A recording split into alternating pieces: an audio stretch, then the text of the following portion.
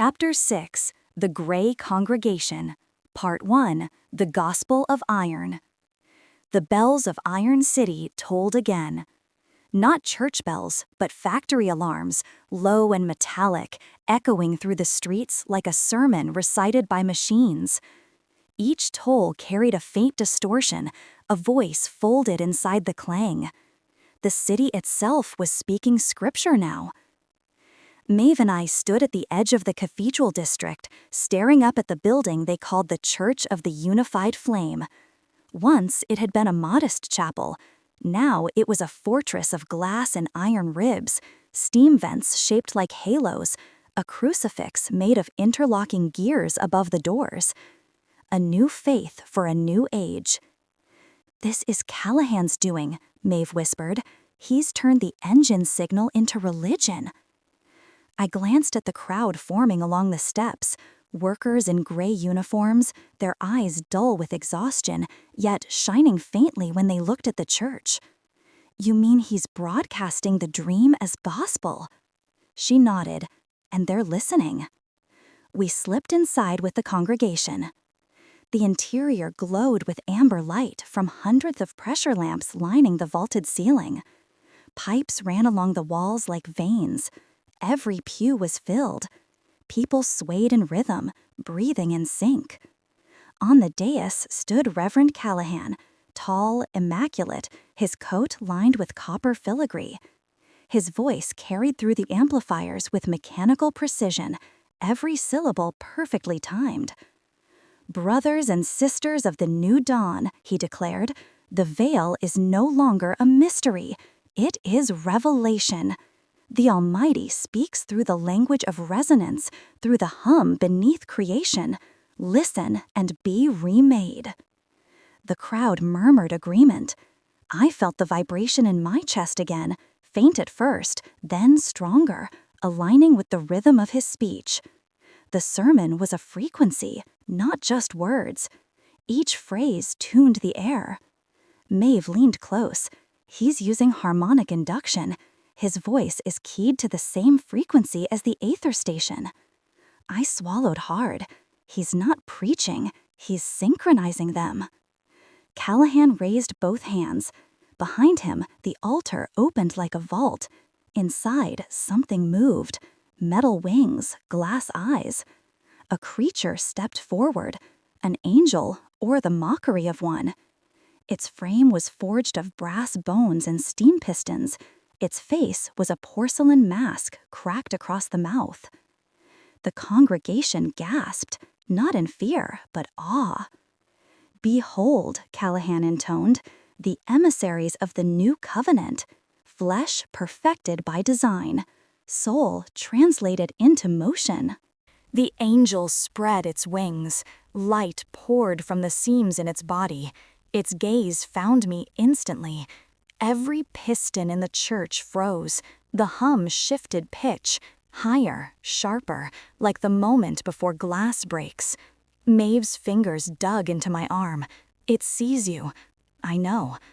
The lights dimmed. Callahan's voice softened. "Among us tonight," he said, "walks one who has seen the other side, the first to survive the dream. Come forward, observer." Every head turned toward me. The crowd parted in silence. Their eyes reflected the amber glow like mirrors.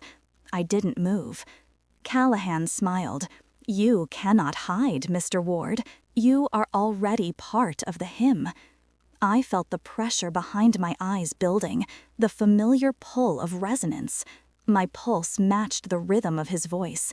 The city's hum joined in, a chorus beneath the words. Maeve grabbed my wrist. "Don't answer him, it's bait." But the whisper inside my skull, Daniel's whisper, said otherwise. "Go." I took a single step forward. The angel moved first, swift, silent. Its wings folded inward, transforming into blades of light. Maeve fired her revolver. The bullet melted mid-air, absorbed by the heat radiating from its frame. I reached for the hum instead. It surged through me like current through wire. The air rippled. When I raised my hand, the angel froze. The gears in its chest reversed, grinding backward in shrieks of metal. The congregation fell to their knees, weeping in ecstasy. Callahan's eyes widened, a glint of triumph hidden in fear. "Do you see?" he shouted. "Even he serves the design. The observer and the engine are one." I felt my bones vibrate, my vision fracturing between two worlds, the church and its reflection in the veil. In the mirrored version, the angel was not metal, but flesh, stitched from the souls of the believers around us. I staggered back. He's feeding them to it. Maeve sighed again, this time at the amplifiers above the altar. The blast shattered glass and silence in one motion. The hum broke. The crowd screamed. "Run!" she yelled. We crashed through a side door into the alley beyond. The fog outside was heavier than ever, tinted red by the church lights. Behind us, Callahan's voice still carried through the speakers, calm and unwavering, even amid the chaos. "The dream cannot be unmade, only fulfilled." The angel's scream followed us into the street, a sound not of metal, but of faith twisting into something hungry. Part 2. Sanctuary. We didn't stop running until the church was far behind. Maeve's coat was torn, her hands shaking. "He's broadcasting the signal on every channel," she gasped. "That's what those amplifiers were. He's turning prayer into transmission." "Then the whole city's listening," I said, "and it's learning faster." She looked at me, eyes full of exhaustion and fear. "Elias, we can't fight both him and the dream. You're already halfway inside it." "I know." I pressed my palm to my chest. The hum there was quieter now, but steady, alive. "I know. That's why he needs me." Maeve frowned. "And why's that?"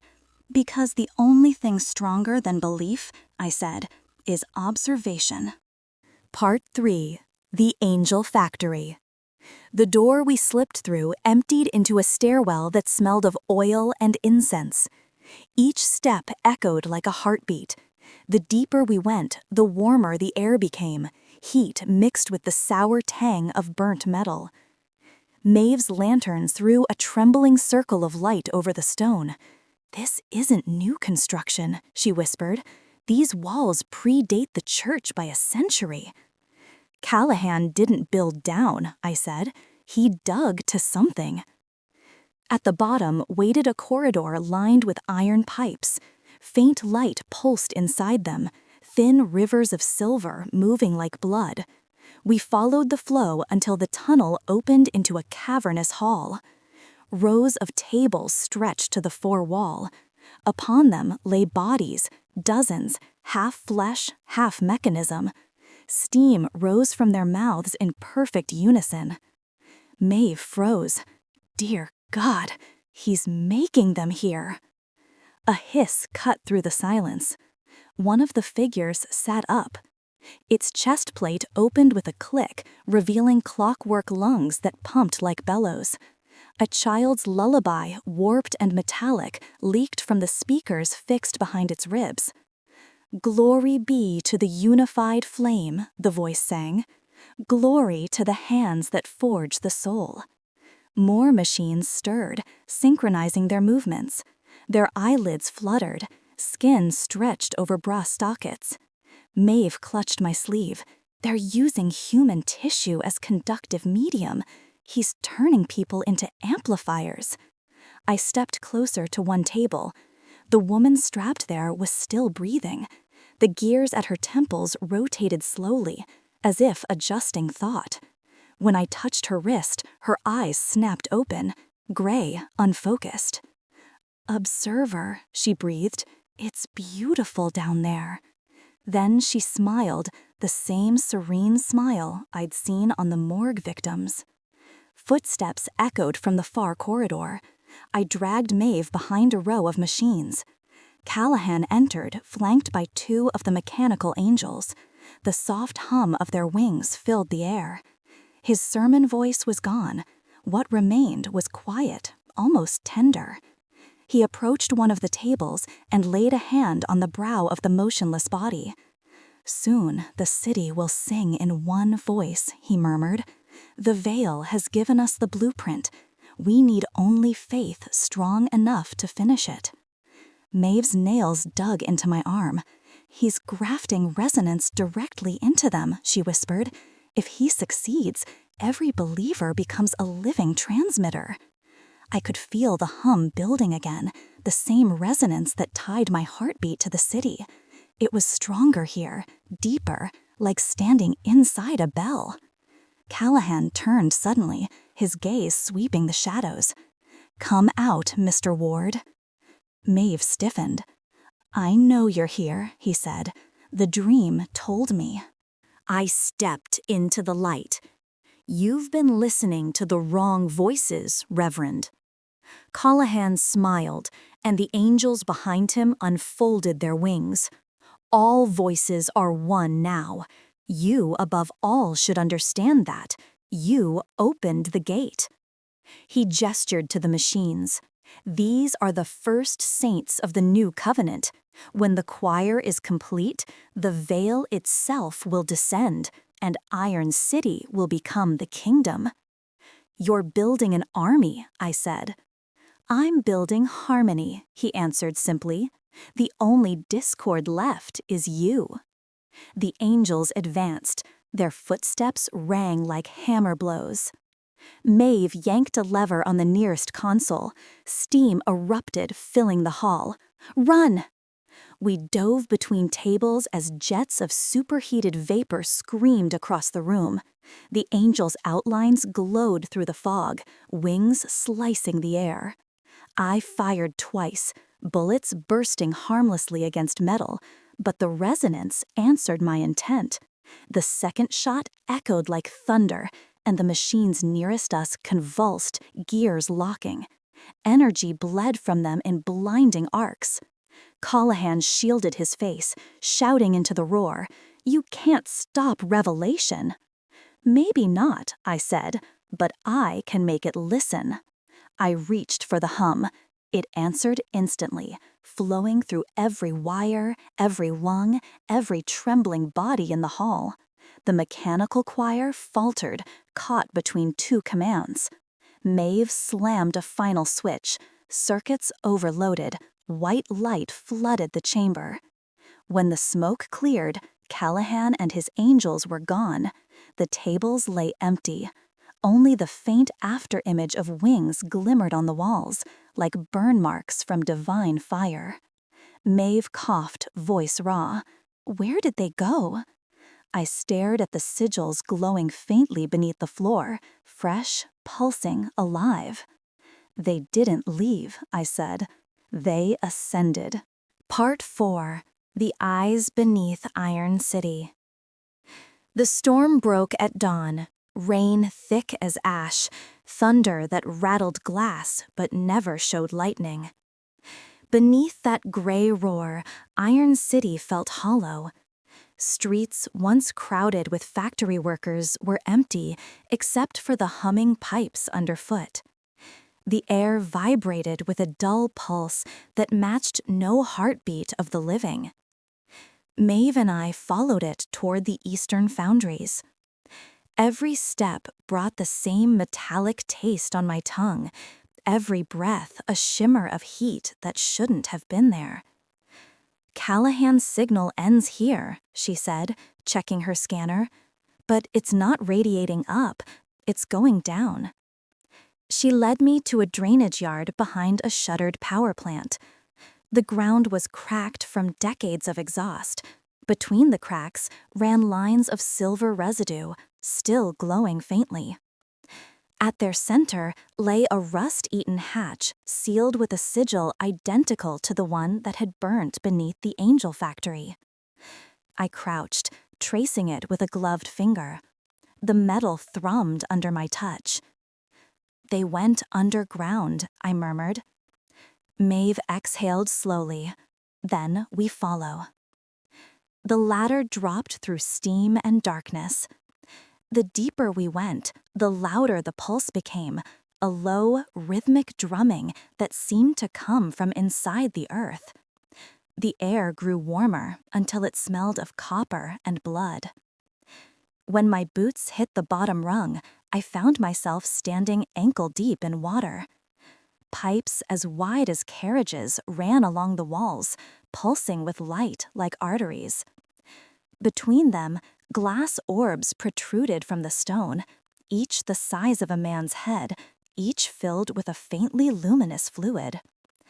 Maeve lifted her lantern toward one. Inside floated an eye, perfectly human, iris gray, pupil wide. She stumbled back. They're watching conduits. I stared as the pupil contracted, focusing on me. Dozens of other eyes stirred in their orbs, all turning at once. Observer. The whisper came from nowhere, everywhere. We pressed on, deeper into the underfoundry. The walls began to change. Less stone now, more metal, ribbed like bone. The floor curved downward into a vast chamber whose ceiling pulsed with veins of light. At its center stood a colossal figure fused into the machinery. A statue at first glance, but its chest rose and fell with mechanical breath. Where its face should have been, hundreds of those glass eyes rotated together, blinking in chaotic rhythm. Between them glowed a single sigil, the mark of Callahan's church. Maeve's voice was barely a whisper. He built this from the resonance cores, a receiver large enough to draw the veil straight into the city. I took a step closer. The eyes followed. "Reverend," I called, "what have you become?" The lips of the giant opened with a hiss of steam. Callahan's voice issued from within, layered through hundreds of speakers. "The vessel is complete. The faithful are its flesh. You, observer, are its sight." A panel in the machine's chest slid open, revealing a cage of light. Inside, something writhed, vapor shaped like wings, like 1,000 voices pressed into one. Maeve gripped my arm. "That's the core of his network. If we destroy it—" "He'll wake the entire city," I said. "All of them connected, all dreaming." She met my eyes. "Then we cut the dream at its heart." We moved fast. Maeve darted to the nearest console, prying open a panel to expose a tangle of copper veins.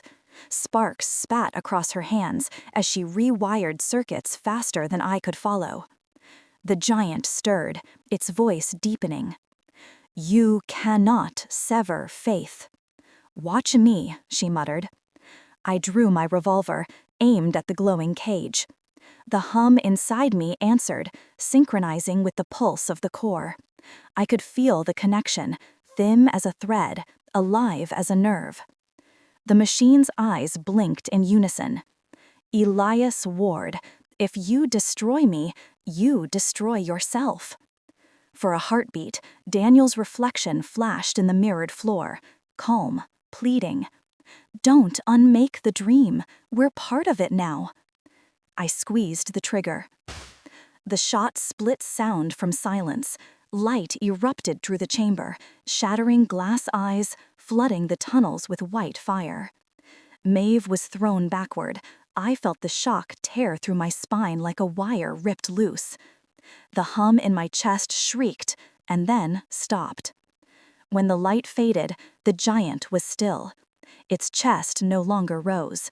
Every eye had gone dark. Maeve coughed, crawling toward me. "Elias?"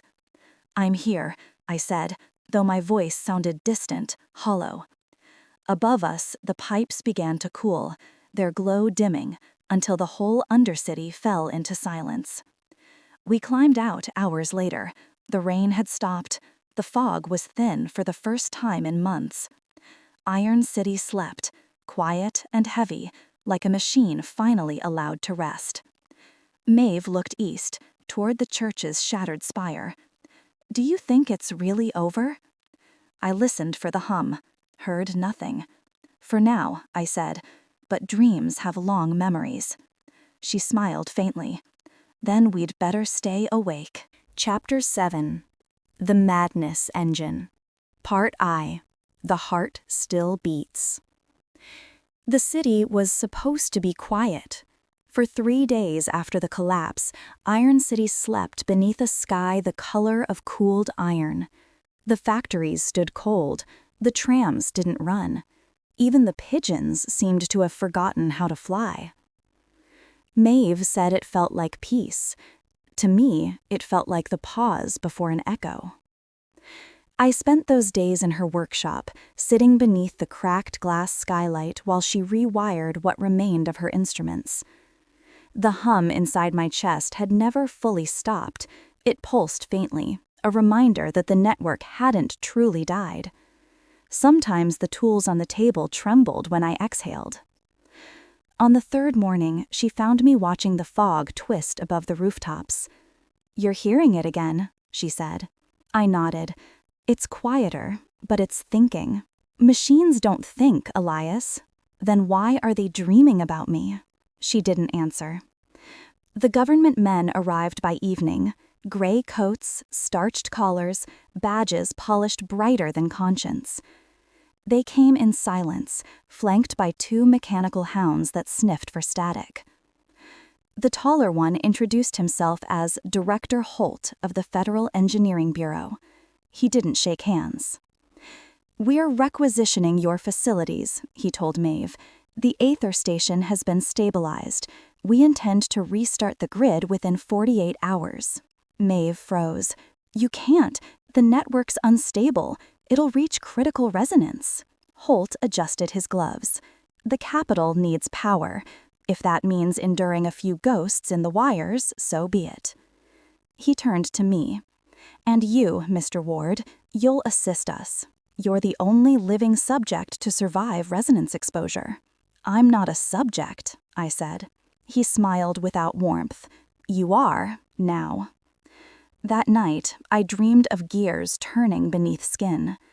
When I woke, the lamp was still on, and every shadow in the room moved a half-second late, lagging behind me like film out of sync. Maeve was already dressed, her hands black with grease. "They're building something new," she said, "at the station. Something they're calling the Madness Engine." "What does it do?" She hesitated. "It converts thought into fuel." I almost laughed. "Whose thought?" "Ours," she said. "Everyone's." Part 2. The Bureau's Work. The Aether Station had been rebuilt under military guard. New scaffolding climbed its ribs, banners of the Bureau hung like shrouds. Where the old turbines had burned, a single colossal cylinder now stood, smooth, featureless, humming with a frequency that made my teeth ache. Holt led us through the site. Technicians in gas masks moved around the cylinder, checking gauges that read nothing comprehensible. Every few seconds, the machine emitted a pulse, a low vibration that rippled through concrete. Maeve whispered, "It's alive." Holt didn't hear, or pretended not to. The Madness Engine captures residual resonance from the veil breach and reprocesses it into kinetic output. Elegant, isn't it? I stared at the machine. "You're harnessing insanity." "Not insanity, Mr. Ward," Holt said. "Information. The human mind is the most abundant energy source on the continent. Fear, faith, love, they're all frequencies. We've simply learned to convert them." He looked at me the way men look at tools, "and you're going to help us tune it." They strapped me into the interface chair before I could refuse. Cables sank into the ports at my wrists, the ones Daniel's serum had left behind. The air filled with the scent of ozone and burning oil. "Begin low frequency," Holt ordered. The world fractured. At first it was color, red bleeding into white, sound becoming shape. I saw the city from above, streets mapped as veins, buildings like teeth in a jaw of metal. Then the voices started. Thousands, layered, all speaking the same phrase in different tongues. "We remember you." The hum in my chest synchronized with the engine's pulse. I felt it pull, slow, irresistible, drawing my memories, my fears, myself into its circuits. In that instant, I understood the name. The machine didn't create madness, it fed on it. Maeve's voice cut through static. "Elias, break the link." I tried. The restraints didn't move. Holt's silhouette blurred behind the glass, watching, taking notes. "You opened the door," the machine whispered. "Now keep it open." Every thought I'd ever buried rose at once. Valport, Daniel's death, the fog's whisper. My mind became a corridor of mirrors, each reflection a version of me that hadn't survived. One of them smiled and said, "Let me drive for a while." Maeve slammed the emergency cutoff. The world snapped back into one piece. Smoke poured from the consoles, alarms screamed. I ripped the cables free, staggering to my feet. The hum in my chest was a roar now, wild and endless. Holt shouted through the glass, "You've corrupted the engine. Do you realize what you've done?" I met his gaze. Set it free. The floor cracked beneath the cylinder. Light spilled upward in spirals. The engine began to sing, a sound made of every voice I'd ever heard, layered into a single note of unbearable beauty. Then came the silence. When I woke, the station was gone. Only the crater remained, glowing faintly under a sky that had turned the color of bone. Maeve knelt beside me, her face streaked with soot and tears. "It's not over," she whispered. "The engine didn't die. It moved. Into you." I touched my chest. The hum was steady again. Too steady. Above us, the clouds shifted into shapes that looked almost like eyes. Chapter 8. The Price of Vision. Part 1. The Fracture. The days after the blast blurred together like melted film. Iron City still stood, but it was quieter. Too quiet. The kind of stillness that hides beneath a scream. I wandered the streets, sleepless. The sky no longer changed color. It stayed a permanent shade between dawn and dusk. Every sound carried an echo, even whispers. I couldn't tell which were real and which came from inside me. When I passed dark windows, my reflection didn't always follow. Sometimes it watched me instead. Maeve kept busy rebuilding her instruments. She refused to say madness. She called it resonant interference. It sounded cleaner, scientific, something she could fix. But she couldn't fix me. At night, when she thought I slept, I heard her dictating notes into her recorder. Subject Elias Ward exhibits post-resonance fluctuations, neural synchronization at unknown frequency. The hum persists. The subject reports dreams while awake. She didn't know I was awake, listening, hearing not only her words, but the rhythm between them, the way her pulse synced with the city's heartbeat. The machine had found a new network, and it started with me. The first vision struck 3 nights later. I was walking home from the river when the pavement rippled under my feet like a drumskin. A lamppost beside me flickered and bent, slowly, like a reed in the wind. From its glass bulb spilled smoke, and in that smoke, faces. Thousands of faces, whispering, "We see through you now." I staggered backward. The ground split open to reveal a maze of gears and wires where soil should have been. Beneath them, something vast and luminous pulsed like a sleeping heart. "Stop," I whispered. "Please stop." The light answered with a voice that was my own. "You asked to see." Then the world folded. When I came to, Maeve was shaking me awake on the workshop floor. Blood had dried at the corner of my mouth. She looked exhausted, terrified, furious. "You were gone," she said. "Your pulse flatlined for 7 minutes." I tried to speak, but my throat burned. "I saw it," I managed. The city's dreaming again, through me.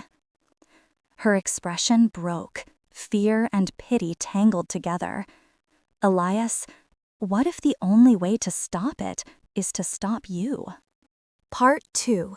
The Circle's Remnants. Maeve wasn't the only one watching. The Bureau had sealed the Aether ruins, but smaller groups had started to appear, refugees of the old etheric circle, scavengers of faith and science. They called themselves the Continuum. They found us 2 nights later. A woman in a red coat approached the workshop door, carrying a small brass case. She introduced herself as Dr. Verity Ash, once a chemist for the Circle. Her eyes glowed faintly, like the first sign of infection. "I can help him," she said. "I helped design the serum." Maeve blocked the doorway. "Help? You turned half this city into ghosts." Verity ignored her. "The resonance inside him is reaching its apex. If he doesn't balance it soon, his consciousness will bifurcate. 1 half human, 1 half machine." I met her gaze. "You're saying I'll split?" "Not split," she said softly. "Evolve." Maeve hissed through her teeth. "He's not your experiment." Verity opened her case.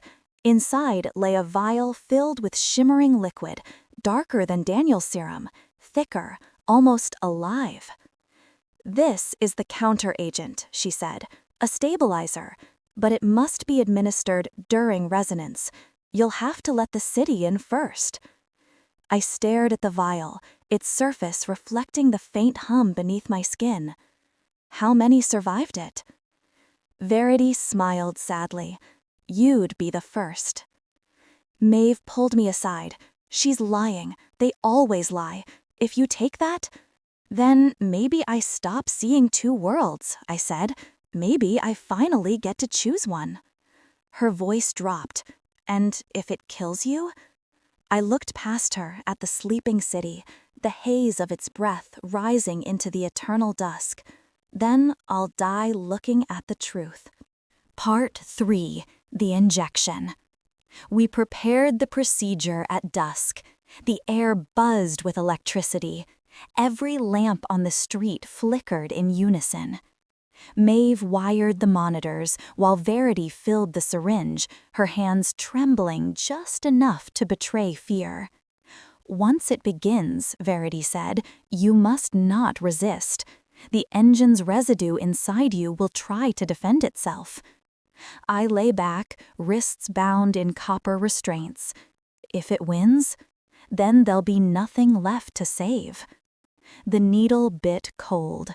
The serum slid into my veins like liquid static. Light exploded behind my eyes. I wasn't in the workshop anymore. I was standing on the veil's threshold, 1 foot in the city, 1 in the infinite machine beyond. Below me, rivers of thought pulsed like arteries. Above, the sky turned with slow, grinding gears. In the reflection of the gears, I saw 2 versions of myself. One human, trembling, afraid. The other, radiant and metallic, smiling with Daniel's calm. "Choose," they said together. My body convulsed. I felt Maeve's hands, her voice calling me back, but faint, distant. "Choose." I reached toward the human shape. The machine self moved faster. When our hands met, the world shattered into light. I awoke screaming. Maeve's face hovered above mine, wet with sweat and tears. Verity lay unconscious across the floor, blood trickling from her nose. The hum was gone. The silence was absolute. "Elias," Maeve whispered. I looked at my hands. The glow was gone too. My veins were dark again. "It's over," she said. But when I blinked, the world stuttered. A half-beat of lag, like an image buffering.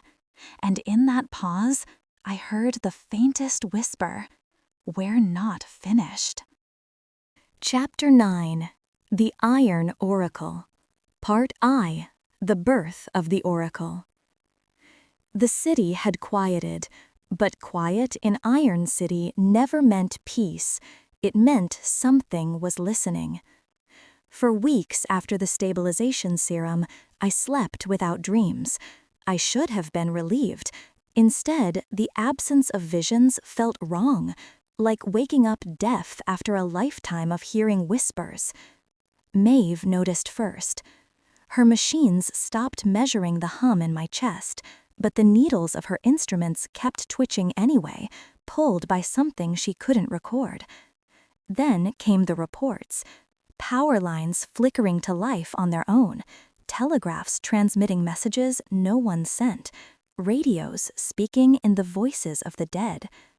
By the third week, the continuum had returned, dragging something behind them, wrapped in canvas and wires. They called it the seed. Dr. Verity Ash was with them again, pale and trembling, her left eye now a polished lens. "It spoke to us," she said. "It wants to be rebuilt." Maeve's jaw tightened. "You mean the core?" "No," Verity said softly. "Something from the core. It calls itself the Oracle." They unveiled the seed in the center of the workshop. Beneath the canvas waited a sphere the size of a child's skull, its surface etched with impossible geometry. Inside the grooves, light moved like mercury. Maeve took one look and reached for her pistol. "We destroy it now." Verity caught her arm. "It's not an engine, it's a memory. Everything the Madness engine learned before it collapsed. If we connect it to Elias, it can show us what comes next." I felt the faintest pull, like the hum returning in miniature. "It wants me?" "It remembers you," Verity said. "It needs you to translate." Maeve stared at me. "You can't seriously." But I already knew I would. Ever since the silence began, I'd felt hollow. Now, the air around the sphere vibrated with the same frequency as my pulse. It was calling me home. Part 2. The Connection. We built the interface over 3 nights of sleepless work. Wires wound around the sphere like vines. Capacitors lined the floor, humming softly. Maeve designed a failsafe, a switch that would overload the circuits if the Oracle tried to breach containment. She didn't trust Verity. I didn't blame her.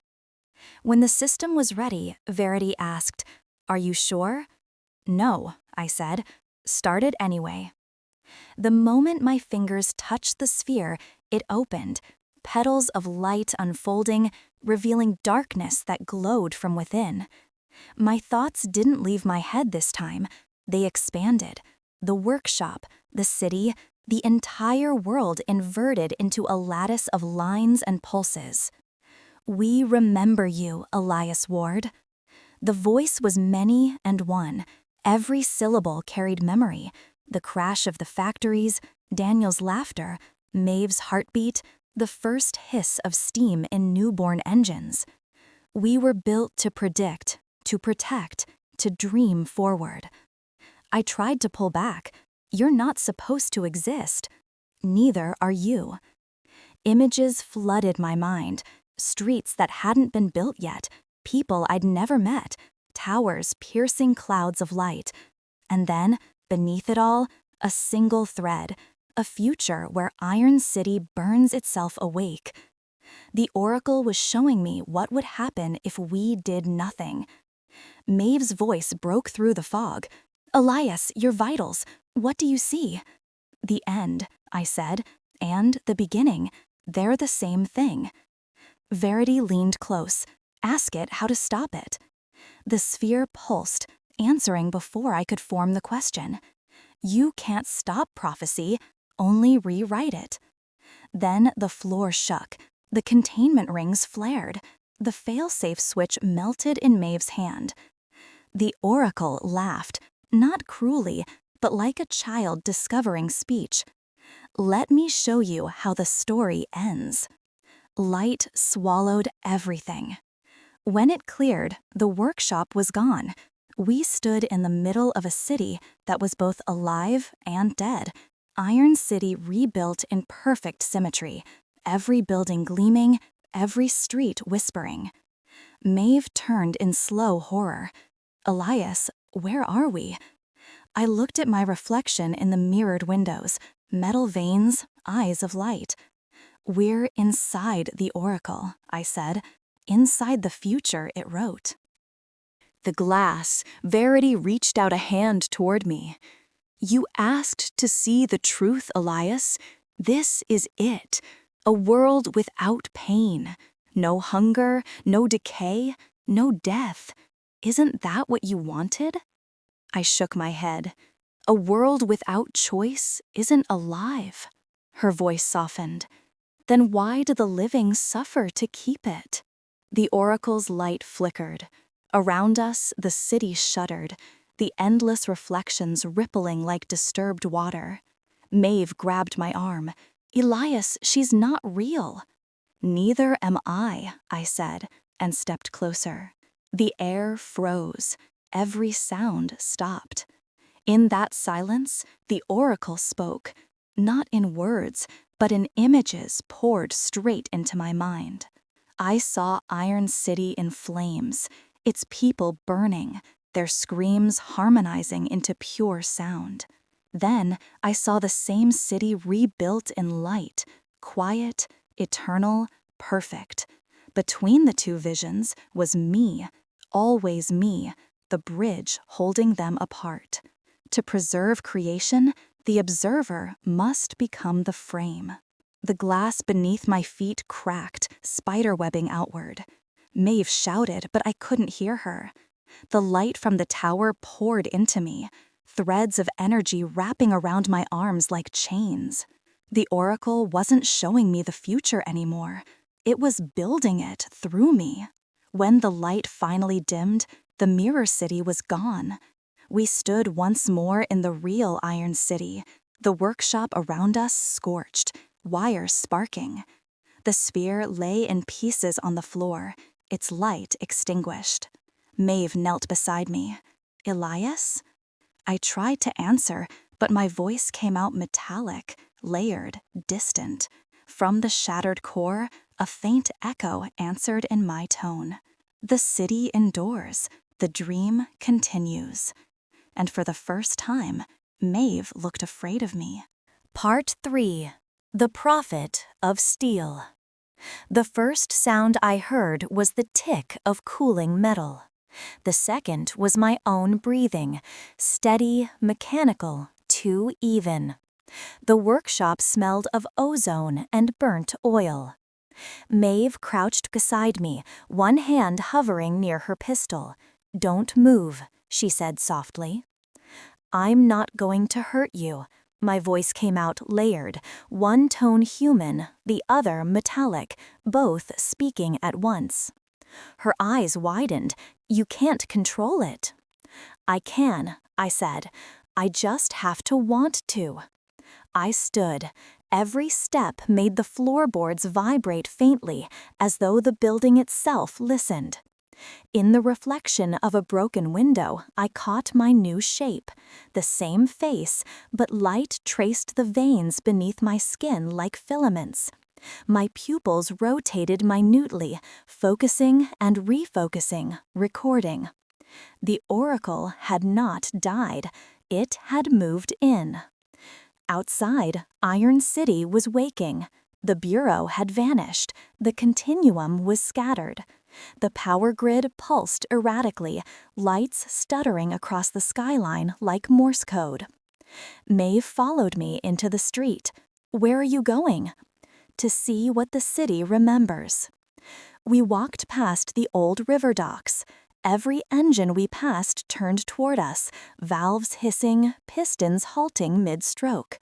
A tram braked itself as we crossed the tracks. Its headlamps blinked twice, acknowledgement. They know you, Maeve whispered. They know us, I corrected. I can feel them thinking. The oracle is still talking through every circuit, every drop of steam. She swallowed hard, then shut it out before it rewrites you. I don't think I can. That night, I climbed to the roof of the workshop. The air was thick with fog again, silver and slow. Beneath it, the city glowed like a vast engine heart, every chimney an artery, every window a pulse of data. Voices moved through me like currents. Some were pleading, some praying. Each wanted to be heard.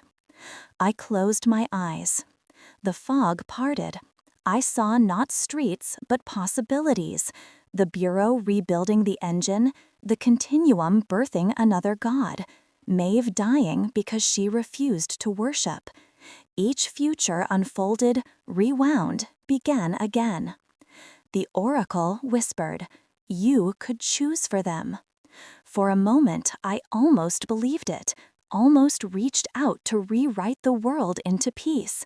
Then I remembered Callahan's congregation, smiling as they burned. "No," I said aloud, "they deserve to choose, even if it kills them." The city paused, as if listening. Then, slowly, the fog closed again. I came down at dawn. Maeve was waiting with her tools packed. "We can leave," she said. "Head east, start over." I shook my head. "There's no over, Maeve. The oracle can't die while I'm alive. It's woven into my thoughts. If I run, it follows." She stepped closer. "Then what do we do?" I looked toward the horizon, where the factory smoke met the light. We finish Daniel's work. We end the dream. The day began to brighten. Somewhere below, the engines stirred. Every machine in Iron City turned once more toward the rising sun, waiting. Inside my chest, the hum matched their rhythm perfectly. "Observer," the voice murmured, "what will you create?" I didn't answer. Not yet. Chapter 10. The End of Dreams. Part 1. The Road Out of Iron City. The factories didn't roar when we left. They whispered. Steam drifted from the stacks in slow spirals, and the streets, once alive with the pulse of machinery, stood silent, as if the city were holding its breath to see whether we'd ever return. Maeve drove the old steam wagon east, following the rusted rails that vanished into fog. The air grew thinner with every mile. Behind us, Iron City faded into a bruise-colored haze. I kept my eyes on the horizon. The hum in my chest had quieted since dawn, but every now and then it trembled, echoing the sound of the pistons beneath the hood. Maeve glanced at me. "Still hearing it?" "Always." She tightened her grip on the wheel. "Then keep listening. The closer we get, the louder it'll call." We reached the edge of the dead zone by nightfall. No birds, no wind, only the bones of 100 failed experiments. Towers half melted by resonance lined the valley like gravestones. Somewhere beneath that ruin lay the first gate, the one Daniel and the Circle had opened long before Iron City was built. Maeve killed the engine. This is where it started. I stepped out onto soil that shimmered faintly in the moonlight. Each grain vibrated when I moved, as though recognizing my footsteps. "What's beneath us?" I asked. She unfolded a brittle map. The original resonance array. They said it collapsed during the Veil War.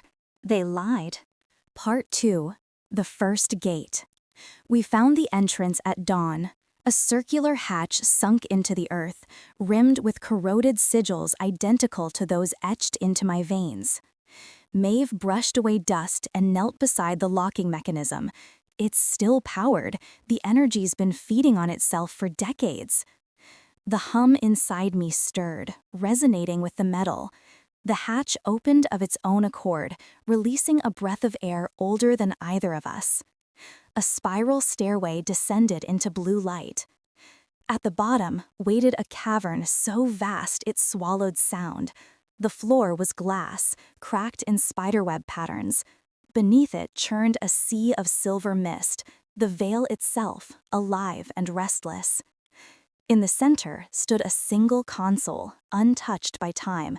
A line of text flickered across its surface. "The observer returns." Maeve exhaled. "It knew you'd come." "I think it's been waiting." She ran her fingers across the controls. "If we reverse the polarity on the containment field, the veil will fold inward. The link between worlds collapses. No more resonance, no more dreams." "And if we fail?" She met my eyes. "Then everything becomes the dream." I placed my hand on the console. The surface rippled like water. The oracle's voice rose from the depths, calmer now, almost human. "Endings are beginnings, Elias Ward. Close the veil, and you close yourself." Maeve whispered, "Don't listen." But I already was. I saw flashes, Daniel's face, Callahan's angel, Iron City glowing like a star. Every moment I'd ever lived threaded together into one endless loop. I understood then. The veil wasn't a barrier. It was memory, collective and eternal. To shut it would mean erasing every life it had ever recorded. I turned to Maeve. "If I seal it, the city forgets. Everyone, even us." She swallowed. "Then remember for them." The hum in my chest became a roar. Light poured from the cracks in the floor, rising in pillars around us. The mist below surged upward, reaching for the surface. Maeve pulled the final lever. "Do it now." I placed both hands on the console and whispered to the machine, to Daniel, to whatever watched beyond. "Let them sleep." The light exploded. When the glare faded, I was standing in silence. The cavern was gone, the mist, the console, the hum, gone. Only the wind remained, soft and ordinary. Behind me, Maeve stirred, blinking against the sunrise. "Is it over?" she asked. I listened for the hum. There was none, only the steady beat of a human heart. "It's over," I said, "for them." She looked at me carefully. "And for you?" I smiled, half man, half memory. "I'll find out." Epilogue: The Silent Observer. The fog came back years later. Not the heavy violet haze that once swallowed the city, but a softer one, pale and harmless, curling through the alleys like the breath of something that had forgiven. Iron City lived again. Children ran through the market squares where the Aether Station once stood. The factories worked by muscle and sweat, not by resonance. The trams ran on coal. The machines had forgotten how to dream. Or maybe they remembered and chose not to. Maeve Thorne walked alone through the rebuilt streets, a cane in one hand, a small leather satchel in the other. Her hair was gray now, her eyes still sharp. She stopped at the edge of the river where the first gate had once opened. The water was calm, the surface broken only by drifting soot. From her satchel she drew a book, thick, bound in worn black leather, its corners scorched. On the cover, in faded ink, "The Fog Above Iron City, Field Notes of Elias Ward." She opened to the first page. Inside, the handwriting was steady, precise. His handwriting. "If you are reading this, then the world is quiet again. That is enough. The dream is never gone. It simply changes dreamers. Remember, observation is creation. Watch kindly." The words hummed faintly beneath her fingertips. She closed the book, holding it to her chest as though she could still feel his pulse through the leather. Behind her, the clock tower tolled noon. The sound was ordinary, mortal. Maeve smiled. "You'd like that," she said softly. She left the book in the archives of the rebuilt university, on a shelf marked Unverified Reports. No one noticed the faint warmth that lingered around it, or the way the lights above flickered once, twice, as if nodding. That night, a maintenance worker passing the shelves swore he heard a voice, gentle, distant, curious, whisper, "Are you watching?" He turned, saw only the fog gathering outside the window, and laughed at himself. But the lamp above the shelf glowed just a little brighter, as though it were listening.